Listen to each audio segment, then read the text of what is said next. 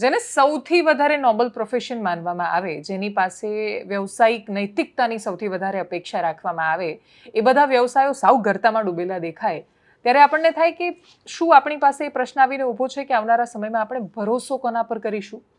સામાન્ય માણસો પોલીસ પત્રકારો પર તો એમ પણ વધારે ભરોસો નથી કરતા. જો એ ડૉક્ટર પર પણ નહીં કરે, આવનારા સમયમાં જો એ શિક્ષકો પર પણ નહીં કરે, તો આપણી પાસે કશું બચવાનું નથી નાક બચાવી રાખવા માટે સમાજમાં.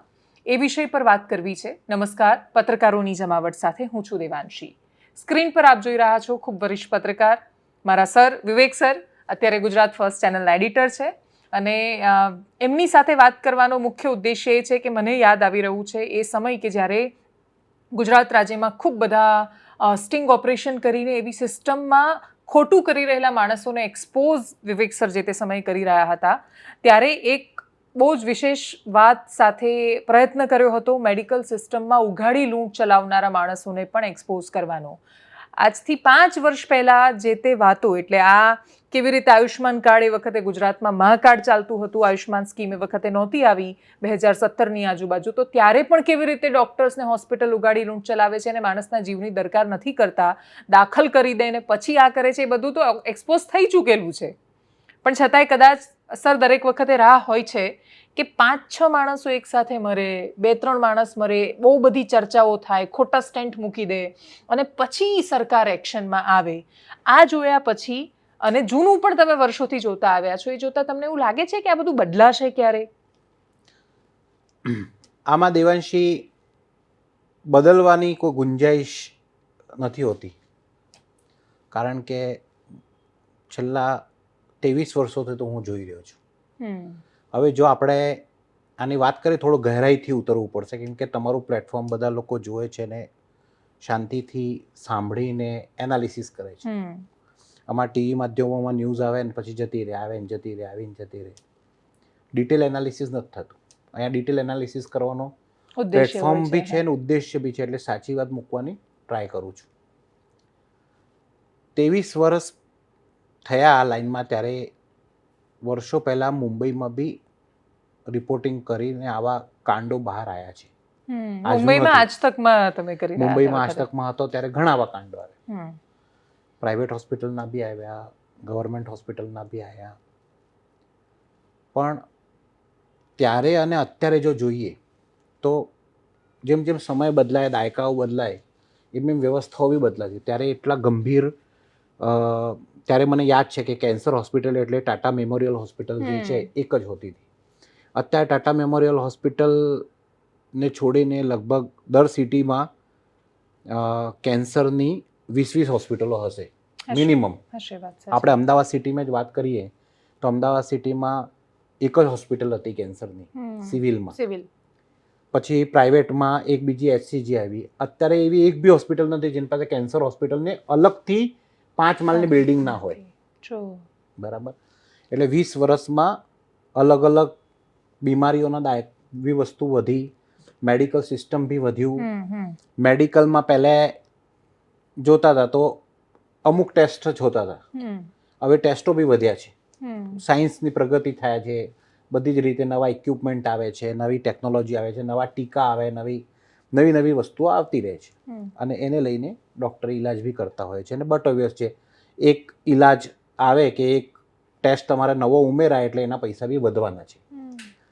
ધીરે ધીરે એક સમય હતો જ્યારે મેડિકલ ઇન્સ્યોરન્સ બહુ મોટી વાત હોતી હતી કે લોકો નહોતા કરતા. અત્યારે હું એવું માનું છું કે 80% લોકો પ્રાઇવેટ મેડિકલ ઇન્સ્યોરન્સ કરીને બેઠા છે. હવે ગવર્મેન્ટનો હેતુ આપણે જો વાત કરીએ અને ગુજરાતની વાત કરીએ તો મા કાર્ડ જે તે સમય નરેન્દ્ર મોદીની સરકાર હતી ને અહીંયા લાયા, ઉદ્દેશ્ય નેક હતો. હા, એકદમ શુદ્ધ ઉદ્દેશ હતો. ને અત્યારે બી પ્રધાનમંત્રી જન આરોગ્ય સેવાઓ જે બી ચાલી રહી છે, જન ઔષધિ હોય, આયુષ્માન કાર્ડ હોય કે જે બી બધા વસ્તુઓ છે, એ ઉદ્દેશ્ય એકદમ ક્લિયર છે કે જરૂરિયાતવાળા લોકોને મદદ મળી રહે. ને એના માટે કેવી રીતે મળે તો બટ ઓબ્વિયસ છે કે ઇન્સ્યોરન્સ સેક્ટરથી જ તમારે મદદ લેવી પડે. બાકી તો સરકારના ખજાના ખાલી થઈ જાય જો બધાને આમ ફ્રીમાં આપતા રહે તો.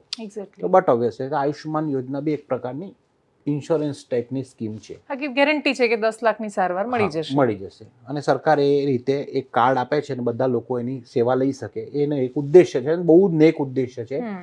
પ્રધાનમંત્રીની આયુષ્માન યોજનાના મેં બહુ નજીકથી સ્ટડી કરી છે, એટલે હું તમને કહું છું કે બહુ જ સારી યોજના છે. અને એવી ને એવી આ યોજના તો બરાબર છે. આને જોઈને રાજસ્થાનમાં બી એક યોજના ચાલુ થઈ, ઓકે, સેમ ટાઈપની, જેવી આપણે મા કાર્ડ હતું ત્યાં એ લોકોએ પહેલા દિવસથી 10 લાખનું આપ્યું હતું. કોંગ્રેસની સરકાર હતી ત્યારે. ઓકે, અને હવે આમાં બી 10 લાખની સરવાર થઈ ગઈ છે હવે.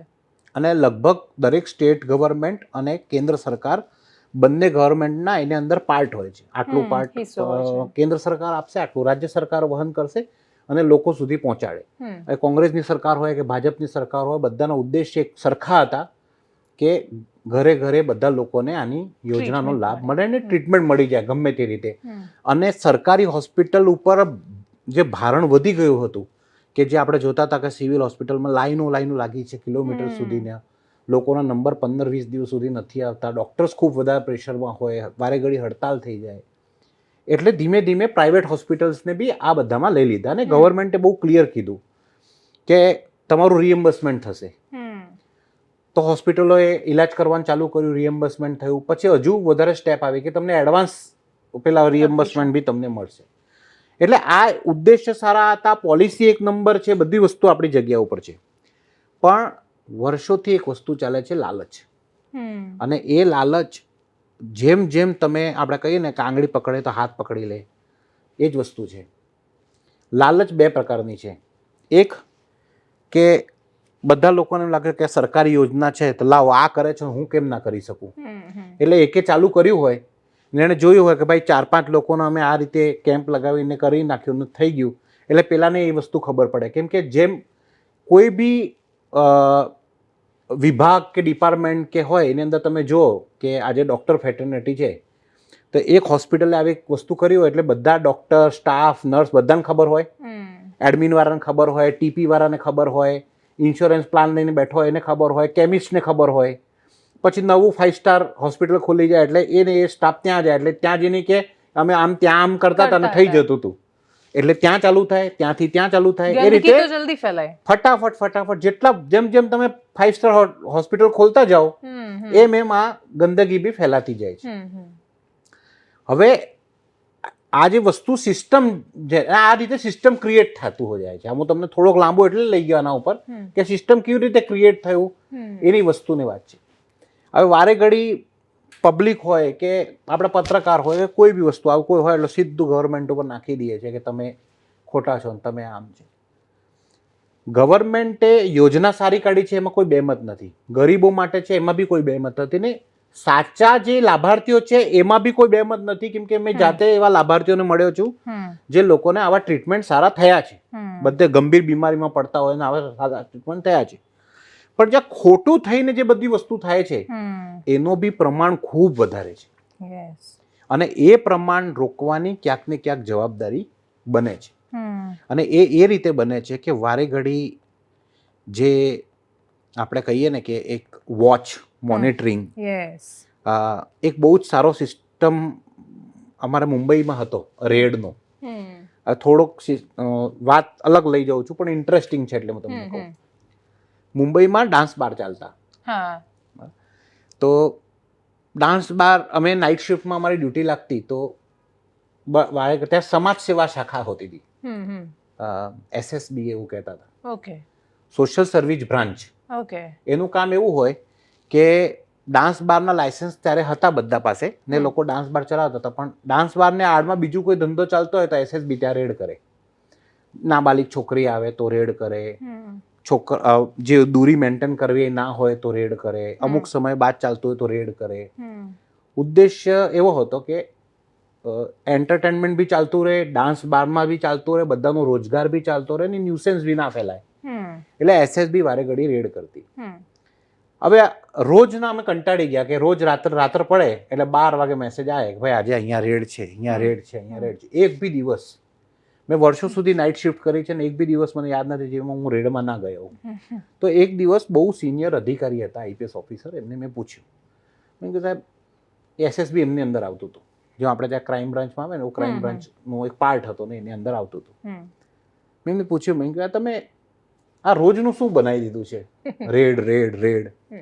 મેં કે આ રોજ તમે જાઓ ને 10 છોકરીઓને પકડો ને બધું માથામાં બાંધી લીધું હોય ને પછી બીજા દિવસ છોડી દો ને બીજા દિવસ તમારા જ પોલીસ જઈને તોડ કરી નાખે ને બધા પેલા હોટલવાળાથી પૈસા લઈ લે. એણે કીધું કે બધું હું જાણું છું, પણ આ રેડ જે શબ્દ છે ને એ એટલે ચાલુ રાખવું જરૂરી છે કે સિસ્ટમ ઉપર ક્યાંક ને ક્યાંક એક દબાવ બનેલો રહે કે કોઈ બી માણસ ખોટું કરતો હોય ને ખબર પડે કે આ રેડ પડી જશે ગમે તે જગ્યાએ. ને એમને એ વાત બી સ્વીકારી કે દરેક જગ્યા ઉપર સેટિંગ બી થતી હતી ને દરેક જગ્યા ઉપર હપ્તા બી ચાલુ હોય ને બધી જગ્યાઓ પર રેડો ચાલુ જ રાખવાની હતી. એમને કે અમારું કામ છે રેડ મારવાનું. રેડ મારીએ તો એ ખબર પડે કે ગમે તે સમય આવી જાય એટલે પેલો બીજો રસ્તો કાઢે, પણ એક વસ્તુ તો નંબર આવી જશે. એ રેડ વાળું સિસ્ટમ ક્યાંક ને ક્યાંક ગવર્મેન્ટમાં મને લેક લાગે. દરેક જગ્યા ઉપર રેડ શબ્દ કહેવાનો મતલબ એવું છે કે અચાનક જઈને ચેકિંગ કરો, સરપ્રાઇઝ વિઝિટ. હવે ફોર એન એક્ઝામ્પલ કે એ દિવસ હું પ્રેસ કોન્ફરન્સ સાંભળતો હતો અને ત્યાં મને સાંભળવામાં આવ્યું કે એક સાથે ઘણા બધા લોકોનું આવી જતું હોય, પણ ઘણા બધા ઓફિસર બેઠા હોય ને એ લોકો ફાઇલ ઓકે કરી દેતા હોય. સરકારનું શું છે કે એ અધિકારી જો એને અપ્રૂવ કરવામાં જો ચેકિંગ કરવા જાય એટલામાં સાચો માણસ હોય ને પેલો મરી જાય ને એને ક્લેમ પાસ ના થાય તો મરી જાય કે આ તમારે શું મતલબ આ કાર્ડનો કે તમે ફટાફટ અમારો ક્લેમ પાસ ના કર્યો એમાં પેલાના હાર્ટ એટેક આવે તો મરી ગયો. હવે હાર્ટની રિલેટેડ ઇમરજન્સી સિચ્યુએશન છે. હવે પેલો અપ્રૂવ ના કરે તો મરી જાય. પેલો ચેકિંગ કરે એ સમયે પેલો હોસ્પિટલ થી ફોન કરતો ભાઈ જલ્દી કરો આનું ઓપરેશન કરવું પડશે એવું હાલત છે. પેલો એમ કે ના હું ચેક કરું કે આ સાચો છે કે ખોટો છે પછી હું તમને અપ્રુવલ આપું, એ બી પોસિબલ નથી. તો આનો રસ્તો શું છે? આનો રસ્તો એ છે કે દરેક જગ્યા ઉપર જ્યારે જ્યારે આ વસ્તુ થતી હોય ત્યારે એક ટીમ હોય અને એ ટીમ દરેક જગ્યા ઉપર ચેકિંગ કરે, રેન્ડમલી ચેકિંગ કરે. આઈ થિંક કે આવું કોઈ ડિપાર્ટમેન્ટ હશે, મને નથી ખબર છે કે નહીં, પણ એ હશે તો એ બરાબર કામ નથી કરતું એવું મને લાગે છે. કેમ? એટલે એવું ડિપાર્ટમેન્ટ હોય અને ખબર ન હોય જ બતાવે છે કે કામ નથી કરતું. કેમ કે કારણ શું છે કે ઘણા બધા કેસીસ આવ્યા છે. આ પહેલો બીજો કેસ નથી. મને યાદ છે હિંમતનગરમાં બી આ રીતે એક હોસ્પિટલ પકડી હતી. રાજકોટમાં પેલો ડોક્ટર બાળકોના કેવી રીતે પકડી હતી ને હું વર્ષોથી આપણે જોઈએ છે આવું પકડાતું જ હોય છે ને ગવર્મેન્ટના પૈસા તો જઈ જ રહ્યા છે. હવે જો હોસ્પિટલ વાળા છે એ લોકોને માનસિકતા બી બધું ખાઈ જ લેવું છે, ખોટું કરીને જ પૈસા કમાવા છે. આ એક માનસિકતા બી થઈ ગઈ છે. એને પાછળ એવું બી હોઈ શકે કે 5 માળની હોસ્પિટલ લઈ લીધી હોય રેન્ટ ઉપર, એનું ભાડું એટલું બધું આવતું હોય તો એ બી ક્લિયર કરવાનું પ્રેશર હોય. 4-5 ડોક્ટરો ભેગી કરીને આખી બિલ્ડિંગ લઈ લીધી. અત્યારે ખ્યાતિ હોસ્પિટલની જ વાત કરીએ તો પહેલા તે એશિયન બેરિયાટ્રિક હોસ્પિટલ હતી. ડોક્ટર્સે શરૂ કરેલી. હવે બધી હવે આ નવી આવી. એસજી હાઈવે ઉપર આવડી મોટી હોસ્પિટલ મેન્ટેન કરવી હોય એટલે એના ઉપર પ્રેશર હશે 100% પૈસા કમાવા. હા, પણ એવું નહીં, એનો ધંધો કરવા માટે આપણો જીવ કેવી રીતે? કોણે કહ્યું છે તમને કે એસજી હાઈવે પર આટલી મોટી હોસ્પિટલ ખોલો? એ જ કહું છું. એ લોકોએ ખોટું કરીને આ બધું કરવાની કઈ જરૂરત જ નથી. હવે આ દેશમાં આપણે રાજ્યની જ વાત કરીએ તો 6-6.5 કરોડની જનસંખ્યા છે. એવા ઘણા બધા સાચા કેસ હશે જેમનું ખરેખર 80-90% બ્લોકેજ હશે અને એમને જરૂરિયાત છે. બસ એ લોકોને એટલું જ કરવાની જરૂર છે કે સાચા લોકોની તમે કરો. જે લોકોને જરૂરત નથી, પગમાં દુખતું હોય તમે સ્ટેન્ડ નાખી દો, એની શું જરૂરત છે તમારે આ બધું કરવાની? તમારા સરકાર પાસે પૈસા કમાઈ જ લેવાના છે તો સાચા વ્યક્તિને પકડી લાવો ને તમે. કેમ તો કરો જ છો તમે. તો તમારે એક જ આમાં શું છે કે આજે એક જગ્યાએ કેમ્પ કર્યો, આજે જે કેમ્પ કર્યો એની અંદર જ ટાર્ગેટ મૂકી દીધો કે આમાં આ કેમ્પમાંથી જ આપણે આટલા ઓપરેશન પૂરા કરી નાખવાના છે. પણ આ લોકો લિટરલી સર ટાર્ગેટ સેટ કરીને આપે છે કે તમારે આટલા બકરા લઈને આવવાના છે ને આપણે એમને ચીરી જ નાખવાના છે. હું તમને અત્યારે કહું તમારા માધ્યમથી, તમે મહીસાગરના રહેવાસી છો બરાબર? હું મારો કનેક્શન ક્યાંક ને ક્યાંક અરવલ્લી જિલ્લાથી છે. અરવલ્લી ને મહીસાગર જિલ્લામાં જેટલા બી હોસ્પિટલ છે ને, મોડાસા લુણાવાડા તો વેરી ટ્રુ. હું તમને આ વસ્તુ મેં ઘણા વર્ષોથી ઉપાડું છું. તમે એકવાર મોડાસાની હોસ્પિટલોમાં જઈને ચેકિંગ મારો, ખોટું નહીં, ખોટાની હદ વટાવી દે ને એવી વસ્તુઓ મળશે તમને. કોઈ એવું ઇલીગલ મેડિકલ પ્રેક્ટિસ નથી જે ત્યાં ના થતી હોય. અને એ આપણે બધાએ જોયું છે. કેટલી વાર એબોર્શનના કેસીસ આપણને મળે છે, વાત સાચી. કેટલી વાર પરીક્ષણ કેટલી કર્યા રેડો થયા છે કે ગર્ભ પરીક્ષણ થાય છે. ગુજરાતના લોકો નથી ત્યાં, ઓછા છે. રાજસ્થાનના બહુ લોકો આવે છે, પણ આપણે અહીંયા રાજસ્થાનના ને ગુજરાતના લોકો નથી કરતા. આપણે એવું સમજીએ છીએ કે માણસાઈની વાત કરીએ છીએ કે રાજસ્થાનનો હોય કે ગુજરાતનો હોય, પેશન્ટ એક વ્યક્તિ છે. પાલનપુર પણ એ થઈ રહ્યું છે, વાત બરાબર. સાચી. હવે ત્યાં બી એટલો મોટો રાફડો ફાટ્યો છે. ત્યાં બી સિરોહી ને રાજસ્થાન ત્યાં આવતા હશે લોકો, પણ મને આનો તો જ્ઞાન છે એટલે હું કહું છું તમને. યસ યસ, વાત સાચી. કે આ હિંમતનગરમાં થી લઈને મોડાસા, તમારા લુણાવાડા, આ બધી જગ્યાઓ ઉપર હવે ત્યાં વારે ઘડી કોઈ ચેકિંગ કરે છે કે કેમ, એ જોવું જરૂરી છે. કોઈ ખાખું જોવા નથી જતો. તો એ ચેકિંગ તમે ના કરો, બરાબર, ને પછી તમે એમ વિચાર કરો કે બધું હરખું ચાલશે, કેવી રીતે ચાલે? આ તો કેવું થયું કે સોનાના બિસ્કિટ ભરેલી બાલટી મૂકી દીધી છે અને એવું માની લેવાનું, એવું માની લેવાનું કે અહીંયા આ તો બધા પોતપોતા બધાને કીધું છે કે એક જ લેવાની છે તમારી મહેનત પ્રમાણે, ને તમે ખુલ્લી મૂકી દીધી ને કોઈ જોવા વાળું નથી. તો પેલો એક લીધું, પછી એક જણે બે લીધી, પછી પેલા એક માણસ જોઈ તો પૂરી જ નથી થતી, આપણે લઈ શકીએ છીએ. હા, કે આ તો બે લઈ જઈએ તો કોઈ નથી કહેતું, 3 લઈ જઈએ તો કોઈ નથી કહેતું, તો લાવો 5 લઈ લઈએ. પછી એક દિવસ આવે આખી બાલટી ઉચકીને કોઈ લઈ જાય. આ જ પ્રકારની પરિસ્થિતિ છે. Very true.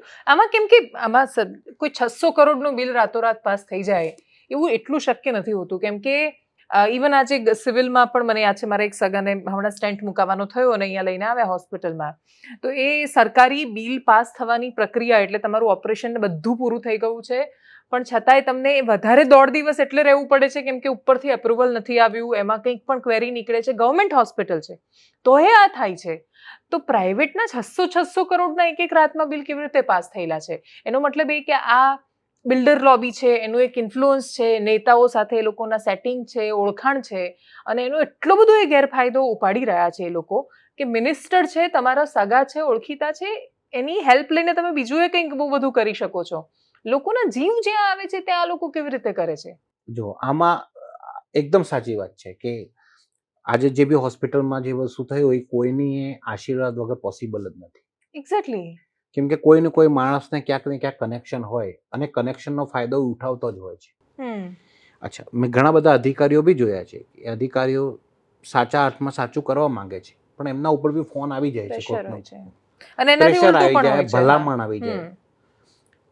સામેવાળો માણસ એમ કરીને છૂટો થઈ શકે, મેં તો ભલામણ કરી છે, નિર્ણય તો તમારે લેવાનો હતો ને. બરાબર. પેલો વિચારે અધિકારી કે ભલામણ ને હું નિર્ણયમાં ગણું કે ના ગણું, એટલે બટ હવે છે યાર આટલા મોટા વ્યક્તિનો ફોન આવ્યો તો લાવો હું કંઈક મદદ કરી દઉં. હવે સામેવાળા વ્યક્તિના ઇન્ટેન્શનની જે વાત કરું છું હું વારે ઘડી, કે ઇન્ટેન્શન ખોટો થઈ ગયો છે ધીમે ધીમે. તમે અત્યારે જો દરેક જગ્યા ઉપર નોબલ પ્રોફેશનમાં લોચા, દરેક પ્રોફેશનમાં લોચા છે. આજે આપણે પત્રકારિતામાં બી જોઈએ તો અહીંયા બી પૈસા જ ઘૂસેલા છે. અતિશય. બરાબર. આજે કોઈ પ્રોફેશન નોબેલ નથી રહ્યો. પત્રકાર બી નથી રહ્યો, પોલીસ બી નથી રહ્યો, ડોક્ટર બી નથી રહ્યો, અને શિક્ષક બી નથી રહ્યો.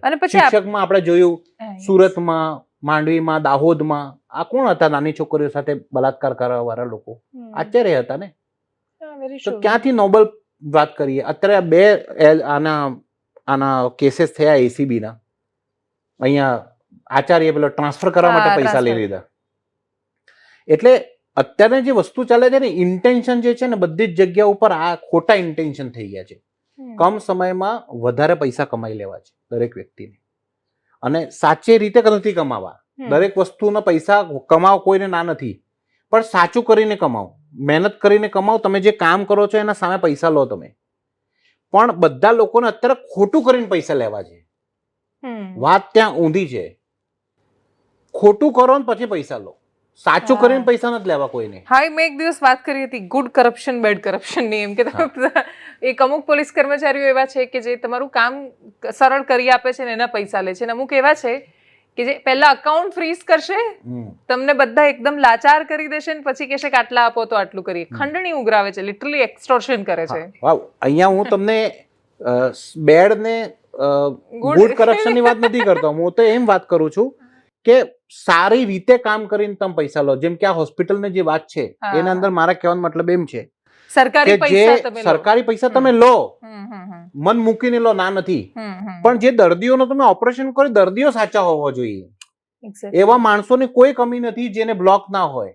અત્યારે આપણે અત્યારે કેવી હાલત થઈ ગઈ છે, આ ખાન પાન, રહેન સહન, લાઈફસ્ટાઈલ જે આપણે બધું છે એ આખો ટોપિક જ અલગ છે. હવે એમાં તમે અત્યારે 30 લોકોનો તમે પરીક્ષણ કરો, ECG કરાવો, એનો 2D ઇકો કરો, તમને મળશે બ્લોકેજ.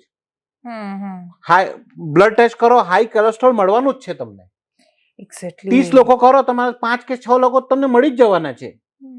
મારે કહેવાનો મતલબ એમ છે કે એક કેમ્પમાં જ તમે લઈ લેવાની શું જરૂરત છે કે આ એક કેમ્પ કર્યો અને ત્યાં તમને તમારા બકરા ના મળે એટલે ગમે તેનું ઓપરેશન કરીને પૈસા લઈ લેવાની, આ ખોટી રીત છે.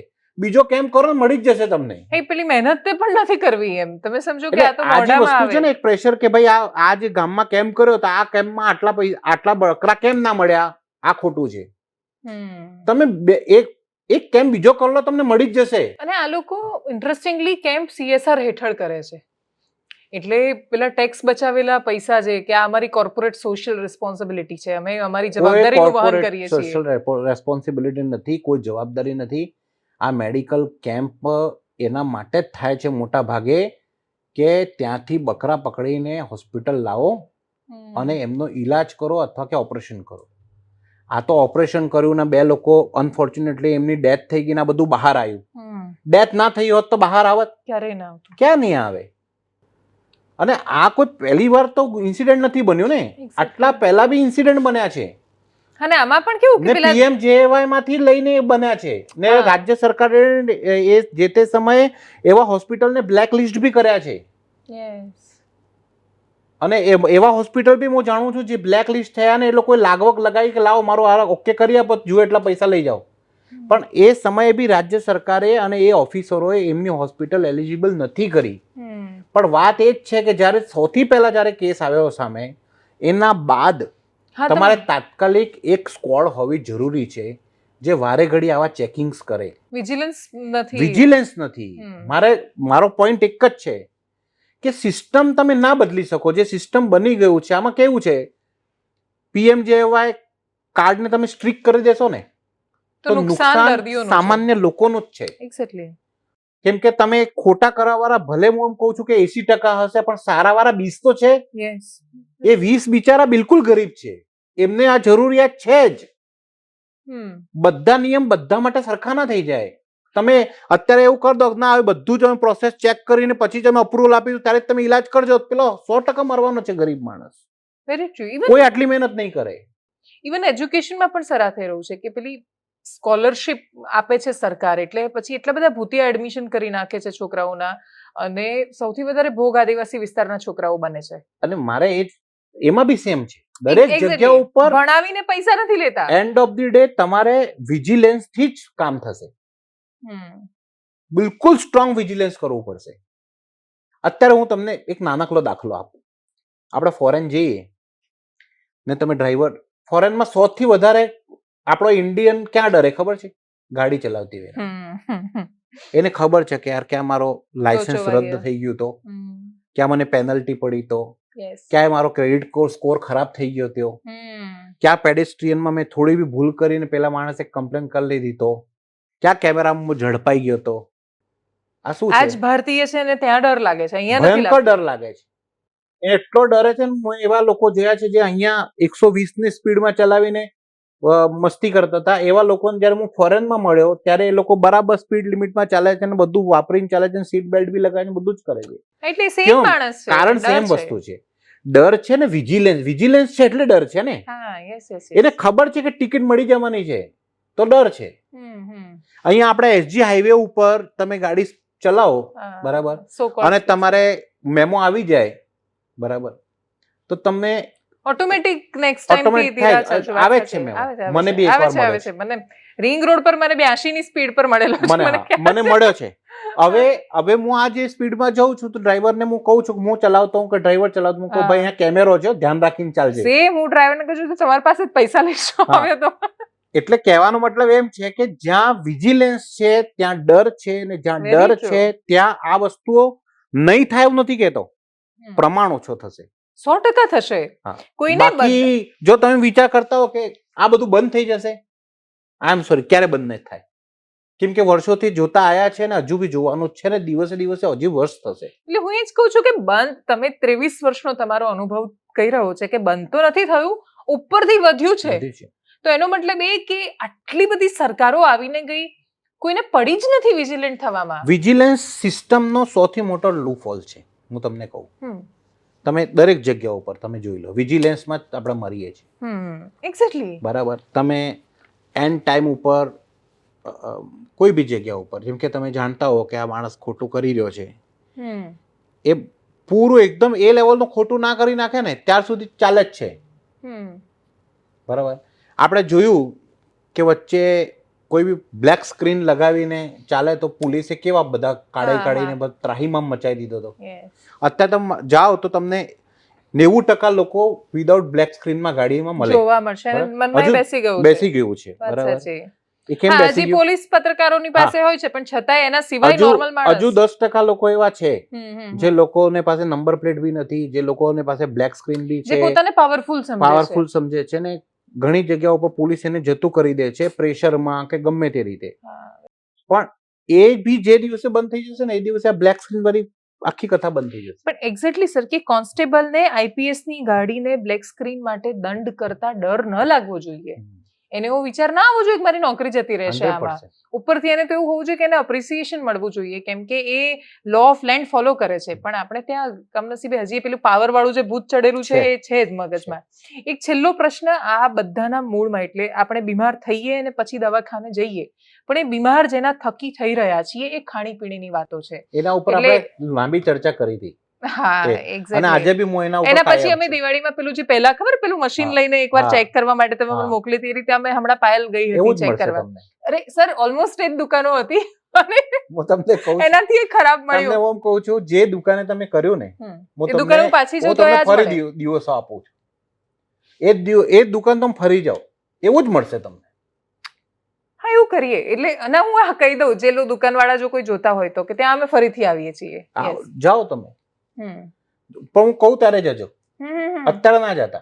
ફરી સીઝન આવે છે, ફરી જજો તમે. અત્યારે જનવરી, ડિસેમ્બર, જાન્યુઆરીમાં ઉત્તરાયણના સમયે જજો તમે, 100% તમને એવો સમોસાનું તેલ છે ને એ ઓઇલ જેવું હતું પેલું, અને 2 દિવસ, એટલે પેલા કે છે કે 2 દિવસે બદલી દઈએ છીએ. હવે જો આપણે આજથી 10 વર્ષ પહેલા જે સ્ટિંગ ઓપરેશન કરીને બધાને દંડ ફટકાર્યા હતા, અત્યારે તમે જ્યાં કર્યો હશે એમાંથી જ પહેલા બી દંડ એમને મળ્યા જ હશે. હવે પેલો માણસે એક વસ્તુ એને ગીવન પણ મૂકી દીધી છે કે આટલો દંડ તો મારે ભરવાનો જ છે. એ ફંડ બાજુમાં છે, તમે સમજો. ઇવન મને છે ને આ રેસ્ટોરન્ટ વાળાએ બહુ સરસ કહ્યું એમ કે અમે ગમે તેટલું સારું રાખીએ મેડિકલમાં, ઇવન મેડિકલ સ્ટોરમાં દિવાળીમાં એ થયું કે તમારો મેડિકલ સ્ટોર છે, તમે ત્યાં ફાર્માસિસ્ટ નથી રાખ્યો તો તમારે 25,000 આપવાના છે, રાખ્યો છે ને બધું જ સરસ છે તો તમારે 15,000 તો આપવાના જ છે. તો હું ગમે તેટલી સિસ્ટમ 100% ફોલો કરું છું, જે પૈસા આપવાના થાય છે તો થાય જ છે. એટલે સારામાં સારી રેસ્ટોરન્ટ વાળાએ પણ લગભગ 20,000 2 વાર એવા દિવાળીમાં એક રેસ્ટોરન્ટે 40,000 રૂપિયા એમસીને આપ્યા છે. ફૂડ એન્ડ ડ્રગ વાળાને અલગ જાય છે, મેડિકલ વાળાને અલગ જાય છે. એટલે એક દિવસ હું કેલ્ક્યુલેશન મને કોઈ મોકલ્યું હતું મેડિકલ સ્ટોરનું, કે મારો એક સ્ટોર મારા 15,000, કેમ કે હું નિયમ ફોલો કરું છું, બાજુવાળાના 25,000, એ કરીને ખાલી દિવાળી કલેક્શન જે તે અધિકારીનું ઓલમોસ્ટ 350 કરોડ થતું હતું દિવાળી કલેક્શન. અને પછી હું એવી અપેક્ષા રાખું છું કે હું બહાર જઈશ દિવાળીમાં અને સારા પ્રસંગોમાં કંઈક સરસ ફેમિલી સાથે જમીશ ને હું બીમાર નહીં પડું, તો એ તો શક્ય જ નથી. કેમ કે મને તો ચીઝ અસલી છે કે પનીર શું છે કંઈ ખબર જ નથી. અને ઘરના રોટલા ખાવામાં સમસ્યા છે ને સર, ઘરનું પણ જે ખાઈ રહી છું એ પણ અસલી છે કે નકલી ક્યાં ખબર છે. એ તો હવે એનો ઉત્તર જ નથી દરેક જગ્યા ઉપર.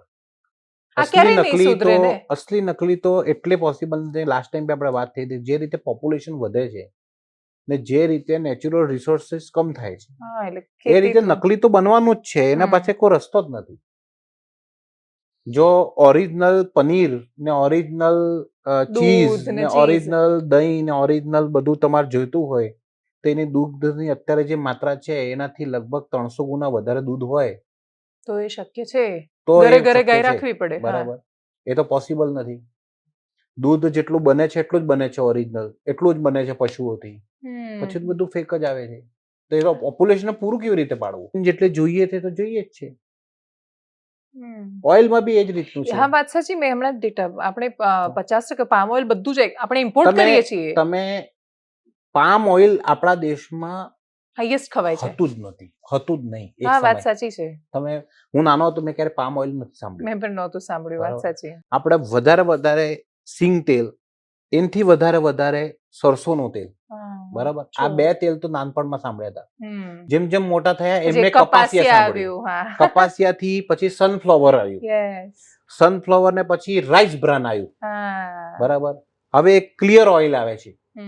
પછી હવે પેલા ઓલિવ ઓઇલ ને બધા હવે સાંભળવામાં આવે છે, જે કે આપણા બસની રોગ નથી, આપણા બસના જ નથી એ તેલ.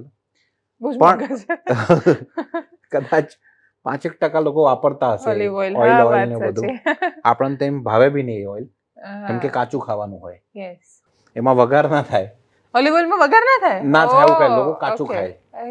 આમ પેલા સેલેડમાં ઓલિવ. હા, મેં એકવાર નાની બોટલ મંગાવી છે, યાદ છે.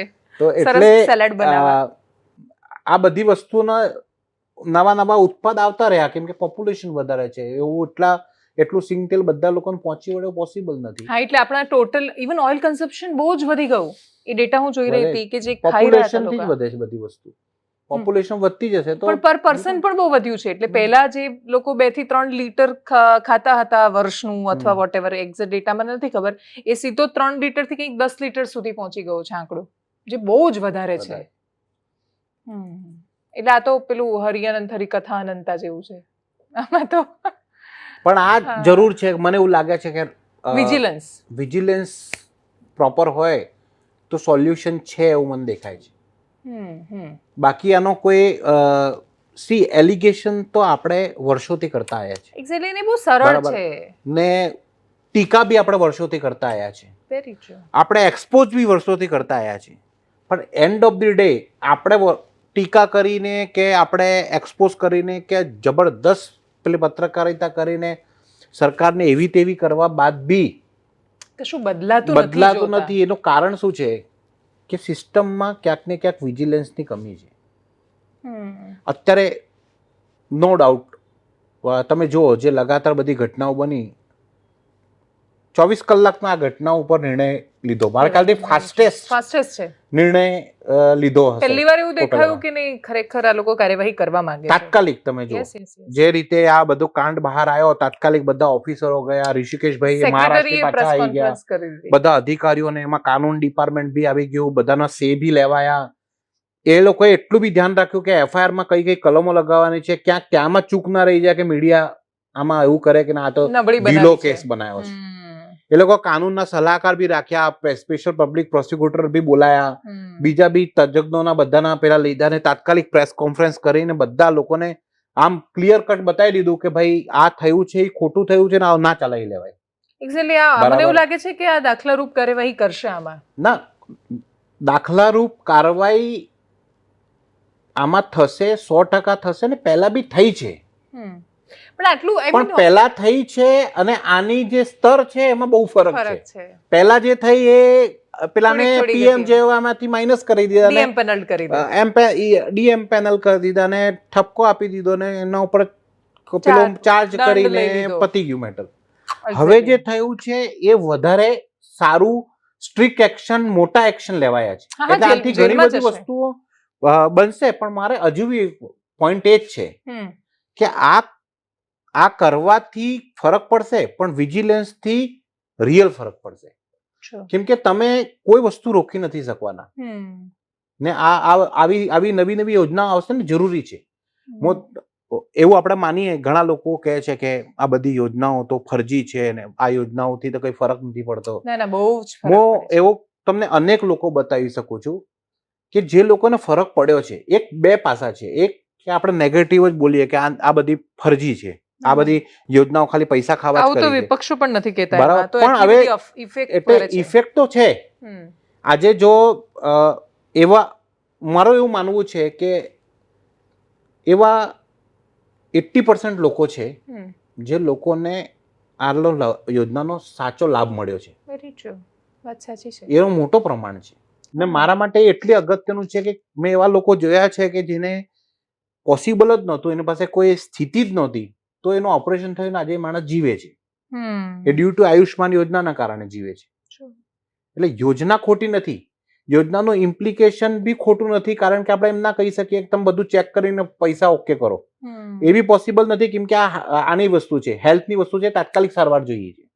આ એવી વસ્તુ નથી કે પેલો બિલ્ડરનો પ્લાન પાસ નથી કે 4 દિવસ પછી કરી તો ચાલશે. એક્ઝેક્ટલી.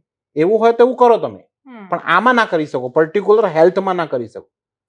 હજુ એજ્યુકેશનમાં બાકી બધા ડિપાર્ટમેન્ટમાં 1-2 દિવસનું તમે ચેકિંગ કરીને પછી કરતા હો તો ચાલે, હેલ્થમાં તો ના જ ચાલે, કે આ જીવન અને મરણનો સવાલ છે. મારે કહેવાનો મતલબ એમ છે કે ફોર એન એક્ઝામ્પલ, આજે આમ હાઇપોથેટિકલી તમને કહું છું કે ફોર એન એક્ઝામ્પલ 300 લોકો એક હોસ્પિટલમાંથી 300 દર્દીઓનું આવ્યું તમારી પાસે, તો તમને ક્યાંક તો કાન ઉભા થવા જોઈએ ને. એન્ડ ઓફ ધી ડે તો સમજી ગયા, ચલો કે 10 સિસ્ટમ છે, 10 સિસ્ટમ પાસે અલગ અલગ વ્યક્તિ પાસે ગયું ને એને અલગ અલગ વ્યક્તિ ઓકે કરી દીધું, ઓકે નો પ્રોબ્લેમ. પણ બીજા દિવસે કે ત્રીજા દિવસે કોઈ એક સ્ક્વોડ એવી ભરતી કરવી પડે કે એ લોકો ત્યાં જાય ને ચેક કરે, કેમ કે એન્જિયોપ્લાસ્ટી કર્યું હોય, સ્ટેન્ડ મૂક્યું હોય તો 24 કલાક તો આઈસીયુ ઇઝ કમ્પલસરી, રાઈટ? એનો મતલબ એ દર્દી ક્યાં છે? હોસ્પિટલમાં છે, આઈસીયુમાં છે. તો આપણે ત્યાં જઈને ના જોઈ શકીએ કે આ તમારે 300 દર્દી એક સાથે આયા કાલે, બધા હાર્ટ એટેક વાળા આયા, અને આ બધા લોકોને તમે એન્જિયોપ્લાસ્ટી કરી લાવો તો રિપોર્ટ બતાવો. ત્યાં જઈને આપણે ના પૂછી શકીએ. જે આજે કોઈ ઓફિસર આવે તો હોસ્પિટલ વાળો ના કે તમે ના જઈને પૂછી શકો. એક્ઝેક્ટલી. જે પછીથી થાય છે તપાસ, એ બધી પહેલા થઈ શકે એમ છે. એવી તમારે એક સ્ક્વોડ હોવી જોઈએ, એ સ્ક્વોડનો ડર હોવો જોઈએ. એ વારે ઘડી જઈને રેડ. તમારો સમય છે, મસ્ત દાખલો આપું. એક બહુ જ સારા આઈપીએસ ઓફિસર હતા, મારા બહુ જ પરમ મિત્ર હતા, અરુણ કુમાર સિન્હા નામ હતું, અત્યારે ગુજરી ગયા લાસ્ટ ટાઈમ. એ કેરાલા કેડરના આઈપીએસ ઓફિસર હતા અને અહીંયા ગુજરાતમાં બીએસએફના આઈજી બનીને આવ્યા હતા ડેપ્યુટેશન ઉપર. તો મારા ડિફેન્સ કવર કરતો હતો, મારે મળવા જ થતો હતો એમની જોડે. તો એક દાડો રાત્રે આમને આમ જ એમની જોડે ચર્ચા થતી હતી અને આવી જ કંઈક ચર્ચા ચાલતી હતી. તેનું બહુ જબરજસ્ત સ્ટોરી એમને મને બતાવી, મેં સ્ટોરી કરી હતી. સ્ટોરી એમને કીધું, હું કેરલામાં નવો ગયો ને, ત્યાં સાઉથ ઇન્ડિયામાં છોકરીઓને છેડતી અને કોલેજના આજુબાજુ બહુ જ ભયંકર વધી ગઈ હતી. એ જે જગ્યા સિટીમાં હતા, નવા આઈપીએસ બનીને આવ્યા હતા અને ડીસીપી હતા, કે શું કરીએ આના માટે. તો એમને કમ્પ્લેન આવે એટલે એમને સ્ટ્રિક કરી દીધું. કમ્પ્લેન આવે એટલે સાલાને છોડવાનું નથી, આપણે પકડી લેવાનો છે ને એને ભરી જ દેવાનો છે, તોડવાનો બી છે અને મારવાનો બી છે, બધું જ કરવાનું છે જેથી આ વસ્તુ થાય. પણ એક સમય જતો ગયો કે આમાં 6 મહિનાથી હું આટલું કડક કાર્યવાહી કરું છું, છતાંય આ રોકાતું કેમ નથી? આવું તો કેવી રીતે પોસિબલ છે? એમને બધી જ પોલીસ ફોર્સ એક દિવસે રાત્રે ભેગી કરી. એમને કીધું કે 15 દિવસ આપણે એક એવું કામ કરવાનું છે જે કામ આપણે ક્યાં રૂલ બુકમાં લખેલું નથી, પણ હું 15 દિવસ તમને રિક્વેસ્ટ કરું છું કે તમે 15 દિવસ સુધી કોઈ માણસ રજા નહીં લે. ને આ વોલન્ટિયર છે, ફરજિયાત નથી. બધા ઓફિસરો આવ્યા કે બધા જ સાધારણ વેશભૂષામાં આવી જાઓ. કોઈ ચા વાળો બની જાય, કોઈ બસ કંડક્ટર બની જાય, કોઈ નોર્મલ યાત્રી બની જાય, કોઈક આ બની જાય, કોઈક આ. જે એક વિસ્તારને એને જીઓ લોકેશન ટેગિંગ કરી કે આ વિસ્તારથી આ વિસ્તારમાં જવાનું છે, અહીંયા 100 થી વધારે કેસીસ આવે છે દરેક જગ્યા ઉપર. અને એ બધા લોકો એટલા રોમિંગ થઈ કે એટલી મોટી ફોર્સ હોય ને એમને કીધું હોય કે હવે એક્સ્ટ્રા અવર્સમાં આપણે બધું વસ્તુ કરવી છે ને એક વસ્તુ ઊભી બને. હવે બસમાં જતા હોય ને પેલો ગ્રુપ જેવું ચડે, પોલીસનું મગજ તો હોય એટલે પેલો ખબર પડી જાય કે આ ગ્રુપ આવ્યું છે, આ કંઈક ને કંઈક કાંડ કરવાનું છે. જેવું પેલો કંઈક કરવાનું વિચારે કે કરે ને એટલે સીધો બહાર આવે ગોસ્ટ પોલીસ, ને પછી પેલાને પકડી લે ગોસ્ટ પોલીસ કરીને. ક્યાંક સબ્જી મંડી, ભાઈ અહીંયા સૌથી વધારે ચેન સ્નેચિંગ થાય છે કે છેડતી થાય કે પર્સ જાય છે મહિલાઓનું, તો એ સબ્જી વાળા દુકાન ઉપર આ સબ્જી વેચે છે, અહીંયા બીજો સબ્જી વેચે છે, કંબલ ઓઢેલો છે, જેવો કોઈ પેલું કરે ગોસ્ટ પોલીસ કરીને પકડે, ગોસ્ટ પોલીસ કરીને પકડે. એવું એ લોકોએ 15 દિવસમાં આખા સિટીમાં કોહરામ મચાવી દીધો કે ગોસ્ટ પોલીસ એક નવી બ્રાન્ચ ઊભી થઈ છે પોલીસમાં, જેમાં અધિકારીઓની ભરતી થઈ છે. હવે ત્યાં બી મીડિયાવાળા સારા મિત્રો હશે, તેમને કીધું કે આ ગોસ્ટ પોલીસ માટે તમે બતાવો ચલાવજો કે ભાઈ ગોસ્ટ પોલીસ આવી છે નવી. હવે પોલીસની જગ્યા તો છે જ, પણ ગોસ્ટ પોલીસ, કેમ કે જે ગોસ્ટ પોલીસ બનતા હતા એને પોલીસની રૂટીન નોકરી તો કરવાની જ છે. એટલે એમને શું કે અચાનક પોલીસ ફોર્સ વધી ગઈ સિટીમાં, ને એક નવા પ્રકારની ગોસ્ટ પોલીસ આવી છે જે છેડતી, ચેન સ્નેચિંગ, પર્સ ચોરી, મહિલાઓથી લાગતા જે ગુનાઓ છે શેરીમાં, સ્ટ્રીટમાં, એના ઉપર જ કામ કરે છે. એનું નામ ગોસ્ટ પોલીસ છે.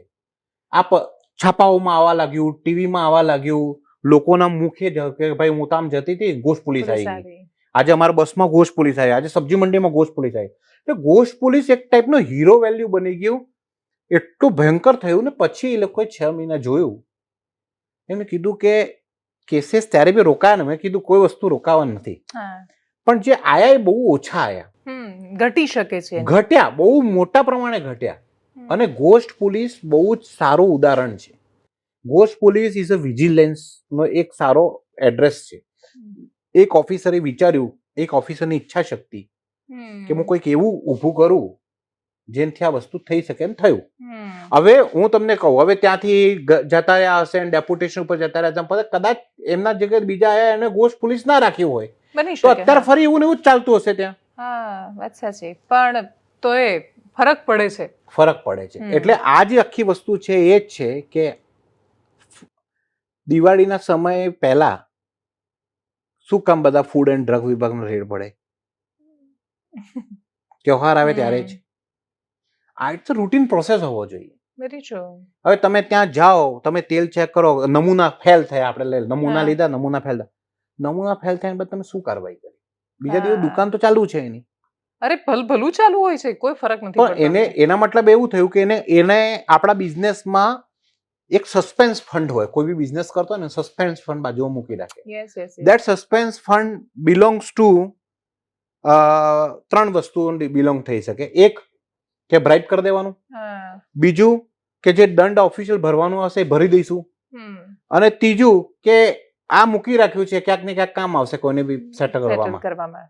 તો એ તેનો બિઝનેસ ચાલુ જ છે.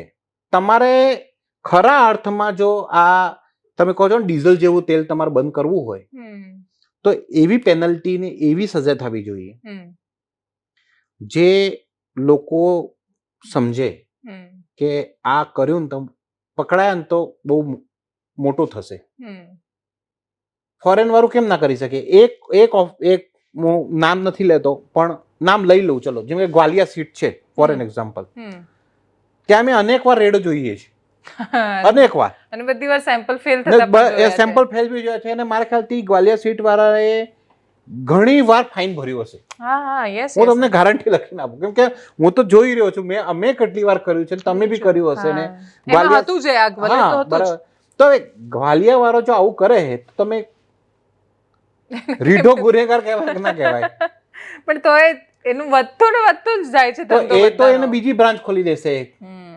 તમે એના ઉપર કોઈ એવો એક્શન કેમ નથી લેતા કે એ નેક્સ્ટ ટાઈમ વિચારે કે મારું આવું ડીઝલમાં તરેલા સમોસા નથી આપવા, કે મારે સાચો માવો વાપરવો છે, આવું કેમ? અને સર એ લોકો પાછું એવું નથી કે 10 રૂપિયાના 2 સમોસા આપે છે, આપે તો 100 રૂપિયાના જ છે, તો એ ખબર નહીં એમને કેમ નથી પોસાતું. દરેક જગ્યા ઉપર આ સેમ વસ્તુ છે કે તમે એવું કેમ નથી કરી શકતા? ને એવું થઈ શકે છે. મને લાગે કે જે દિવસે આવું થવાનું ચાલુ થશે ને એ દિવસે આવું થશે. જેમ કે કાલે હું નીતિન ગડકરીનો કોઈ જૂનો વિડીયો વાયરલ હતો, મેં જોયો કે ભાઈ કરપ્શન ફ્રી સરકાર છે ને હજારો લાખો કરોડનું હું કામ કરું છું ને એની અંદર જો કોઈ કોન્ટ્રાક્ટર આમ કરે છે તો આમ કરી દઉં છું, બ્લેકલિસ્ટ કરી નાખું છું, ઝીરો કરપ્શન ઉપર આટલા સારા રોડ ને આ રીતે બધી વસ્તુ બને છે ને હું આ રીતે કરી શકું છું, મેં આવું વિજિલન્સ રાખ્યું છે, મેં આમ કર્યું છે, તેમ કર્યું. ને એક વાર કોઈ બ્લેકલિસ્ટેડ થયો તો જિંદગીમાં એને કોઈ જગ્યા પર માં કામ નથી આપતો. એના કારણે એમનું એવું માનવું હતું કે એમના કારણે NHAI કે એમાં ખૂબ મોટો ફેર આવ્યો છે. આવ્યો બી હશે ને આવ્યો બી છે, આપણે જોઈએ છે બધી વસ્તુઓ, પણ એકલા એક ડિપાર્ટમેન્ટથી એવું પોસિબલ નથી. આજે મારે એવું માનવું છે કે જે વસ્તુ ડાયરેક્ટલી લોકોને અસર કરે છે, હેલ્થ, ફૂડ અને ડ્રગ ડિપાર્ટમેન્ટ એટલો મોટો ડિપાર્ટમેન્ટ હોવો જોઈએ ને જેટલો પોલીસ છે.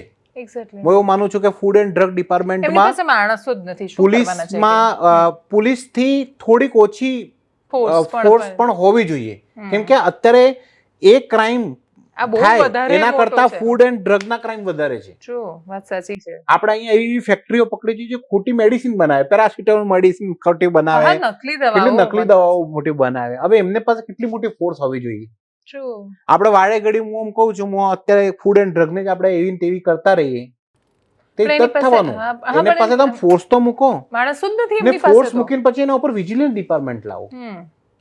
હવે આના ઉપર સવાલ તમે ઉભો કરી શકો છો કે પોલીસમાં વિજિલન્સ છે તો ત્યાં કેમ નથી થતું. ના, ના, પણ મેટર એમ છે કે એક સિસ્ટમ તો છે ત્યાં. એટલે એટલીસ્ટ, અને મને એવું લાગે છે પોલીસ જેટલી ગાળો ખાય છે એનાથી લાખ ગણા બીજા ડિપાર્ટમેન્ટ ડિપાર્ટમેન્ટ ખોટું કરે પોલીસ છે. નજરમાં આવી જાય. જો પોલીસ પોલીસનો સીધો સંબંધ છે લોકો સાથે. પોલીસ છે ને બહુ બધા ઓલવેઝ કારણો સોફ્ટ છે. ટાર્ગેટ રહી છે પોલીસ ઇન્ડિયામાં. હંમેશા સોફ્ટ ટાર્ગેટ છે. કોઈ બી વસ્તુ થાય આપણામાં દોષી તો પોલીસ જ હોય છે. હા, એટલે કેમ કે એને જવાબદારી એટલી મોટી, એને રિસ્પેક્ટ પણ મળે છે સામે. એને એટલે કહેવાનો મતલબ એમ છે કે પોલીસને બધું એમની જગ્યાએ બરાબર છે, પણ મારે એવું માનવું છે કે ફૂડ એન્ડ ડ્રગમાં તમારે મોટી ફોર્સ હોવી જોઈએ. મેડિકલનો આપણે આને ખતમ કરવું હોય ઇન્ટરવ્યુ, તો હું એ રીતે કહું કે મેડિકલમાં મેડિકલ વિજિલન્સની ટીમ હશે જ, પણ એને વધારે પાવર આપીને વધારે ફોર્સફુલી 3 પ્રકારના જાંચના સ્ટેજ મૂકવા સ્ટેજ જોઈએ. બનાવીને, હા. એક ટેકનિકલ સ્ટેજ, જેની અંદર ડેટા તમને મળતા જાય, કે એક ગ્રાફ મળે ડેશબોર્ડમાં કે આ હોસ્પિટલ આ રીતે કરી રહ્યું છે, તો ત્યાં કંઈક કરી કહેવાય તો ટેકનિકલી, કેમ કે આટલી ટેકનોલોજીનો સહારો લેવો પડે.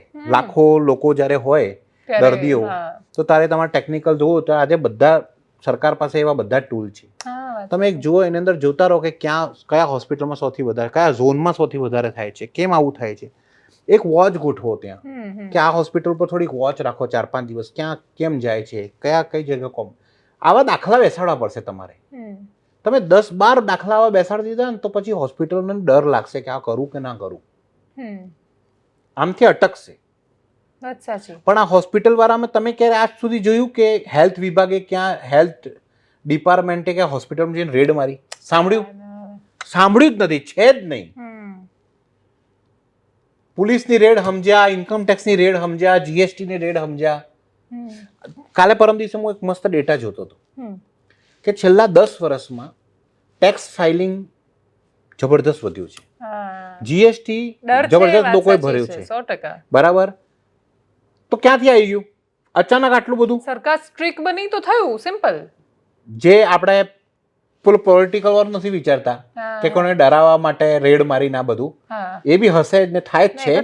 પણ એના સિવાયને જે સાચી રેડ, હું કહું છું કે 90-95% સાચી રેડો જે થાય છે, એના કારણે લોકોમાં ભય થયો કે ના, ઇન્કમ ટેક્સ ભરવું પડશે. બરાબર. નોટબંધીથી લોકોને આજે બી ડર છે કે સાલું ક્યાંક બંધ થઈ ગયું તો મરી જઈશું, એટલે ભેગા નથી કરતા. થાય છે, પણ ડર તો છે. બરાબર. જીએસટી જ્યારે ચાલુ થયું ત્યારે બધા લોકો ધમધમાઈને કર્યો. જીએસટી રેડો પડવાનું ચાલુ થઈ, અરેસ્ટ થવાના ચાલુ થયા.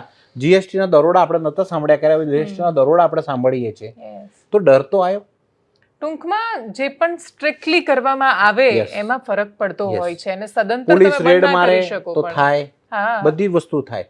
હેલ્થ ડિપાર્ટમેન્ટને રેડો મારવી પડશે. એક લાઈનમાં હું તમને કહું, બહુ દેશી ભાષામાં, આ કોઈ માણસ સમજી શકે કે નહીં સમજી શકે ખબર નહીં, પણ હેલ્થ વિભાગ પાસે આટલો એક જબરદસ્ત ડિપાર્ટમેન્ટ હોવો જોઈએ, જેમાં જબરદસ્ત ડોક્ટર હોવા જોઈએ, જે 3 પ્રકારના તજજ્ઞ હોવા જોઈએ, ખબર પડી જાય કે ટેકનિકલ ડેટા, ક્લિનિકલ ડેટા અને ફિલ્ડમાં લગાતાર ચેકિંગના ડેટા. આ 3 ડેટા એ લોકો ભેગા કરે અને દરેક હોસ્પિટલ પર જઈને ફિલ કરે, તો આ થાય, 100% થાય. અને આમાં શું થશે, એ લોકો રાજી થશે જે સાચું કામ કરે છે. ત્યાં ઝાયડસ હોસ્પિટલ છે, ક્યારે એનો આવે છે, ક્યારે આપણે સાંભળતા કે એનો કોઈ ખોટું કર્યું હોય. વાત સાચી. જે એ લોકોએ હજી ક્રેડિબિલિટી ટકાવીને રાખી. એવા ઘણા બધા લોકો છે, એવા ઘણા હોસ્પિટલ છે. બધા ડોક્ટર આવા નથી, બધા હોસ્પિટલ સારા ડોક્ટર છે.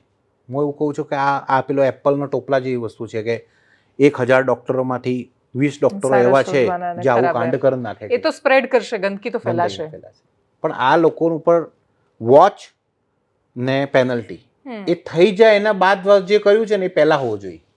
વાત સાચી. ફોરેનની સ્ટાઇલમાં ગાડી ચલાવતામાં જે ડર લાગે એવો ડર ફૂડ અને ડ્રગમાં અને મેડિકલમાં હોય તો ખાસો બધું ઘણા બધા પરિવર્તન આવી જશે આના સિસ્ટમમાં. ફાયદા થઈ શકે છે. હમ. આ તમે મેં પ્રોમો લાઈન આપી છે, તમે કાંઈક આપી શકો છો.